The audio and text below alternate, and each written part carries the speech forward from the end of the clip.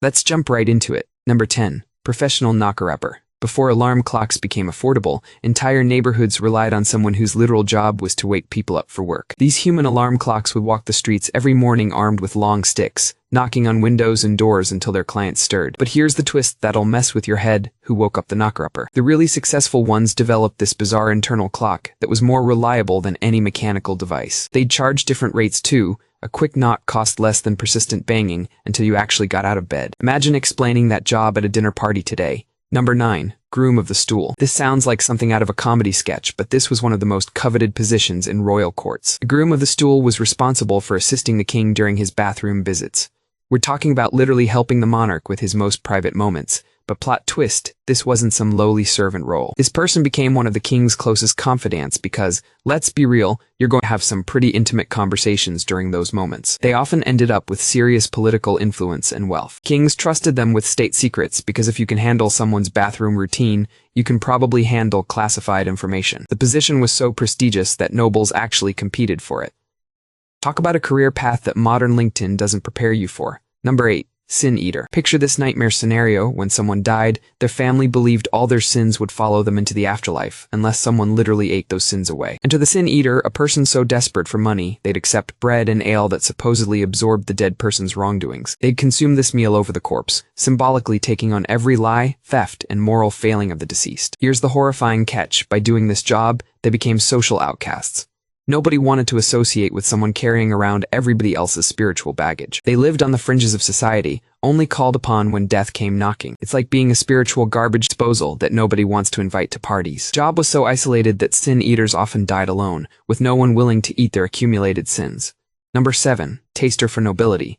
You might think being a food taster sounds pretty sweet, free gourmet meals all day, right? Wrong. These people were essentially human poison detectors, taking the first bite of every dish served to important people. The mortality rate was exactly what you'd expect from a job where death by poisoning was an occupational hazard. But here's what's really wild: good tasters developed the supernatural ability to detect the slightest off taste or unusual smell. They became like human chemical analysis machines, capable of identifying threats that would sail right past normal people. The really skilled ones could tell you not just if food was poisoned, but sometimes even what type of poison was used. They were paid incredibly well because, frankly, you're basically hiring someone to potentially die for your lunch. Some tasters served the same family for decades, becoming walking encyclopedias of poison knowledge. Number 6. Resurrectionist. This is the polite term for what was essentially professional grave robbing, but with a medical twist. Before laws allowed proper body donation, medical schools desperately needed fresh corpses for anatomy lessons. Resurrectionists would sneak into graveyards at night, dig up recently buried bodies, and sell them to doctors and universities. They developed techniques that sound like something from a heist movie: special tools to break into coffins quickly, methods to avoid night watchmen, and networks of buyers who didn't ask too many questions. The really successful ones had inside information about who died recently and where they were buried. Here's the ethical nightmare: they were technically advancing medical knowledge by providing doctors with the materials needed to understand human anatomy, but they were also traumatizing families and desecrating graves. Some got so good at it they could have a body out of the ground and delivered within hours of burial. The job disappeared once legal body donation became possible, but for decades, medical progress literally depended on these midnight grave raiders. Number 5. Whipping boy. Royal princes couldn't be physically punished for misbehavior because, divine right and all that. So instead, they assigned another boy to take the beatings. The whipping boy would receive every punishment the prince deserved, creating this twisted psychological dynamic where the royal child had to watch someone else suffer for their actions. But here's the unexpected twist that completely changes how you think about this arrangement. These whipping boys often became the prince's closest friends and most trusted advisors later in life. The shared trauma and guilt created incredibly strong bonds. Some whipping boys ended up with significant political power and wealth as adults because they knew the future king better than anyone else. It's like the world's most messed up friendship origin story. The job required finding boys who could endure physical punishment while also being smart and likable enough to influence royal behavior through guilt rather than fear. Number 4. Petardier. These were the absolute madmen of medieval warfare, soldiers whose job was to approach enemy fortifications with primitive explosives called petards and blow holes in walls or gates. The name literally comes from the French word for breaking wind, because these early explosives were about as reliable as you'd expect from something with that etymology. Petardiers had to run up to heavily defended positions, attach their explosive devices, light the fuse, and then sprint away before everything exploded. The failure rate was spectacular in the worst possible way. If the timing was off, you blow yourself up. If the enemy spotted you coming, you'd get shot full of arrows while carrying explosives.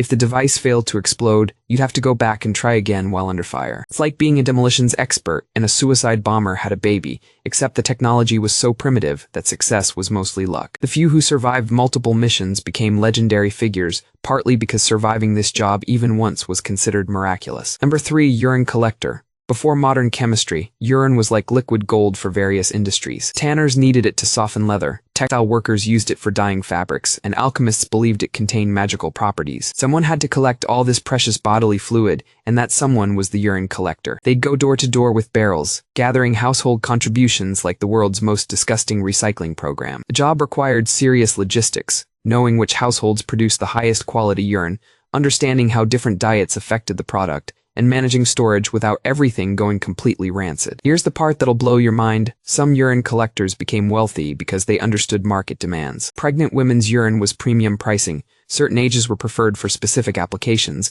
and they developed quality control standards that would make modern industrial chemists proud. They were basically running sophisticated supply chains for human waste products centuries before anyone understood the science behind why urine was actually useful. Number 2. Professional hermit. Wealthy landowners in the 18th century decided their gardens needed authentic hermit, living in specially built caves or huts to create the perfect melancholy atmosphere. They'd literally hire people to live as hermits on their property, complete with contracts specifying exactly how hermit-like they needed to be. The job requirements were insane. You couldn't cut your hair or nails, had to wear specific robes, couldn't speak to visitors, and needed to look appropriately wise and mysterious at all times. Some contracts lasted for years, paying incredibly well for what was essentially professional loneliness. But here's where it gets really weird. Many landowners provided detailed scripts for how their hermits should behave when guests visited. You'd have to emerge from your cave at just the right moment, perhaps mutter some cryptic wisdom, then disappear back into isolation. It's like being a living garden ornament with a philosophy degree. The job attracted genuinely eccentric people who probably would have been hermits anyway, but now they could get paid for their antisocial tendencies while living rent-free in picturesque locations. Number 1. Fart-smeller for royalty.